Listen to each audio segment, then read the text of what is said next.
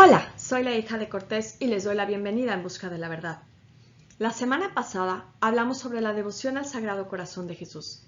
En esta ocasión conoceremos una heroica lucha que por conveniencia ideológica se ha querido enterrar en el olvido.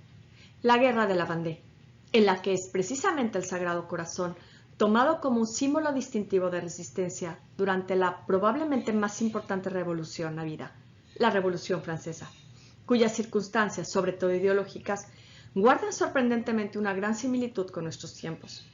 Pero vayamos a los antecedentes. Durante el siglo XVIII surge en Europa, principalmente en Francia e Inglaterra, la Ilustración, movimiento filosófico y cultural que tenía como objetivo iluminar, o mejor dicho, analizar y estudiar todo a través de la razón, y de manera especial de las ciencias empíricas.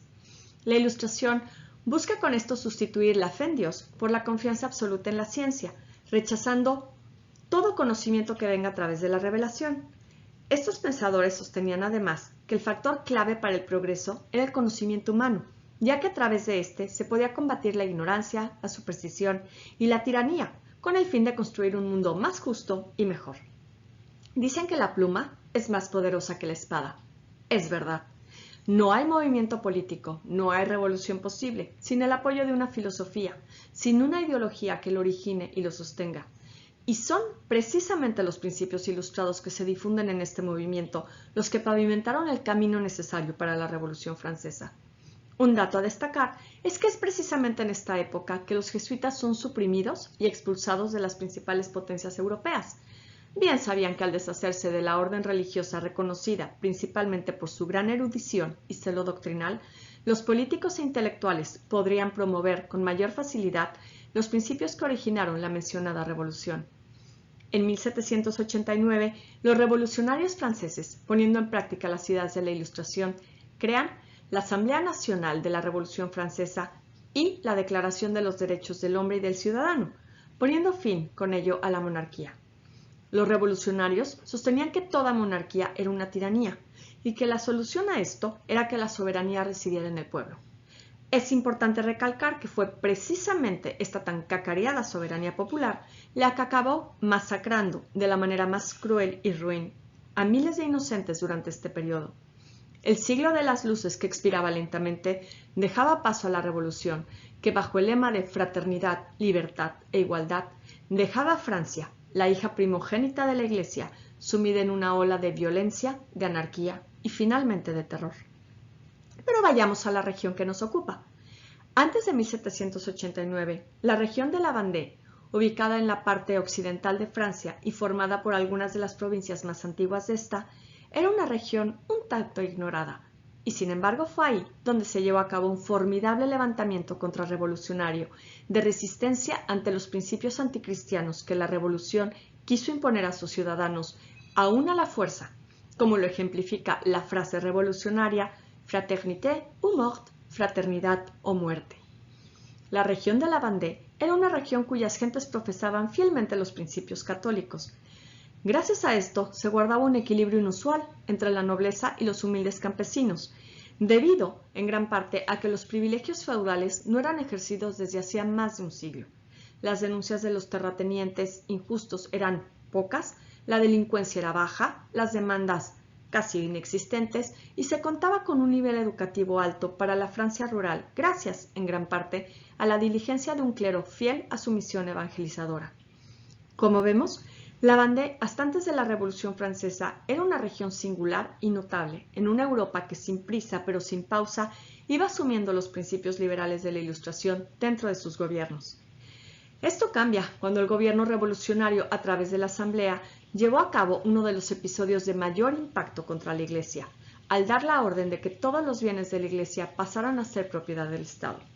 Con dicha medida, se despoja a la Iglesia de su independencia al nacionalizar sus bienes, y se divide profundamente a los franceses, entre los que recibieron la medida con gritos de júbilo y quienes lo vieron como una afrenta a la Iglesia, que dejó en el desamparo a muchísimas personas que dependían de las instituciones de caridad de la Iglesia para curarse, para vivir y hasta para estudiar. Además, esta ley dejó en el abandono a muchísimos religiosos al despojarlos de sus parroquias y su medio de vida. Y quizá lo más polémico fue la Constitución Civil del Clero, que vino poco después y que redujo a los sacerdotes a funcionarios públicos eclesiásticos, desvinculándolos por completo de la autoridad papal a través de la imposición a los sacerdotes a prestar juramento de fidelidad al Estado. Esto produjo una gran fragmentación al interior de la Iglesia francesa al dividir a los sacerdotes entre los que juraron lealtad a la Constitución y al nuevo régimen, a quienes el pueblo les llamaba despectivamente curas juramentados, y los sacerdotes que, fieles a la Iglesia, se negaron a jurar la Constitución, los cuales recibieron el nombre de refractarios.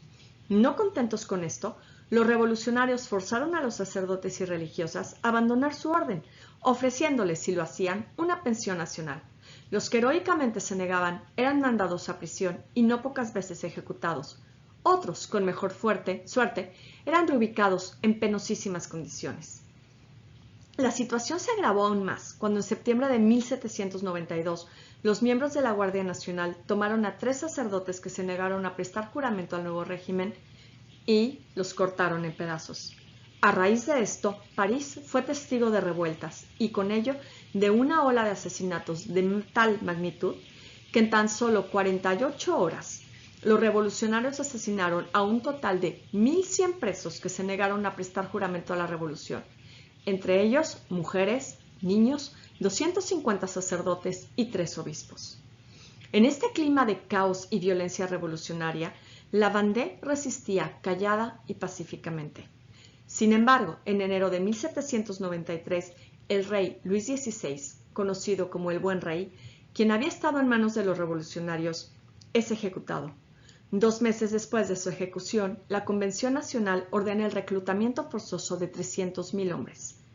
Los vandeanos se negaron rotundamente a servir a quienes durante 3 años no solo habían mostrado un gran desprecio por sus costumbres y sus tradiciones, sino que habían atacado directamente su fe, negándoles hasta la libertad religiosa. Finalmente, en marzo de 1973, entre 3 y 4.000 campesinos llegan a Machecoul desde las aldeas vecinas para protestar por los alistamientos forzosos. Los guardias revolucionarios, nerviosos, dispararon sobre el pueblo. Los vandeanos decidieron en ese momento que había llegado la hora de defender todo aquello que les estaba siendo arrebatado. Con el Sagrado Corazón de Jesús por bandera, bordado en sus ropas cerca de su corazón, los vandeanos empezaron la resistencia. En el siguiente podcast veremos cómo la Revolución Francesa, profundamente anticatólica, se enfrentó a la heroica y ejemplar resistencia de unos hombres sencillos y humildes que, leales a su himno, solo tuvieron un honor y una gloria: el honor y la gloria de nuestro Señor. No se lo pierdan. Hasta la próxima.